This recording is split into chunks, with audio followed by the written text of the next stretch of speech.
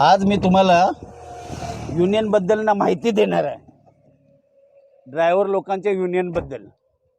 तर ती माहिती तुम्ही माझ्या पूर्ण व्हिडिओमध्ये बघू शकता। नमस्कार, ड्राइव विथ भावमध्ये सर्वांचं स्वागत आहे। तर आज मी तुम्हाला युनियनबद्दल माहिती देणार आहे। कुठलाही शहर असू द्या, तिथे तुम्हाला ना रिक्षा युनियन आहे, टॅक्सी युनियन आहे, टेम्पो युनियन आहे, माथाडी कामगार या लोकांची पण युनियन आहे।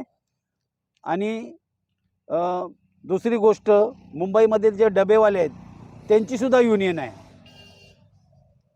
चालक मालक ट्रक ड्रायव्हर आहे त्यांची सुद्धा युनियन आहे। शासनामध्ये BST असो, महामंडळ असो, त्यांची सुद्धा युनियन आहे। पण तुम्हाला कधी असं वाटलंय का की पर्सनल जे ड्रायव्हर आहेत, जे खाजगी ड्रायव्हर आहेत, त्यांची कधी तुम्ही युनियनचं नाव कधी ऐकलं का? जरी असेल तरी ती इतकी सक्रिय नसेल मला वाटतं। का? त्याचं कारण का की प्रत्येक मालक हा पर्सनल ड्रायव्हर ठेवतो, तो कधीही ठेवतो, कधीही काढतो। त्यामुळे तो ड्रायव्हर जे आहे ना, त्याला कोणी किंमत देत नाही। दुसरी गोष्ट की युनियन हे नुसती जरी कार्यरत असेल ना, तर ती काय कामाची नाही, त्या पर्सनल ड्रायव्हर लोकांना काहीच कामाची येत नाही।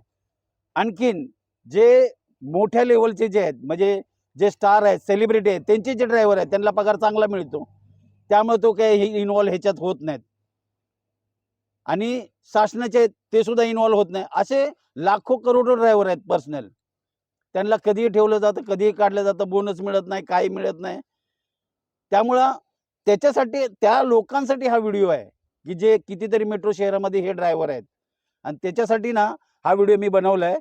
तर ह्या व्हिडिओबद्दल तुमचं काय मत असेल ते मला नक्की कमेंट बॉक्समध्ये सांगू शकता। तुमचे काही जरी विचार असतील ते तुम्ही शेअर करू शकता। माझे हे व्हिडिओ तुम्हाला कसे वाटतात नक्की तुम्ही लाईक करा, शेअर करा। गाडीबद्दल कुठली माहिती हवी असेल, गाडी चालवण्याचं प्रशिक्षण जर तुम्हाला काही माहिती हवी असेल, तर माझ्या स्क्रीनवर जो नंबर येईल त्यामध्ये तुम्ही संपर्क साधू शकता। आणि हा व्हिडिओ कसा वाटला नक्की लाईक करा, शेअर करा। धन्यवाद।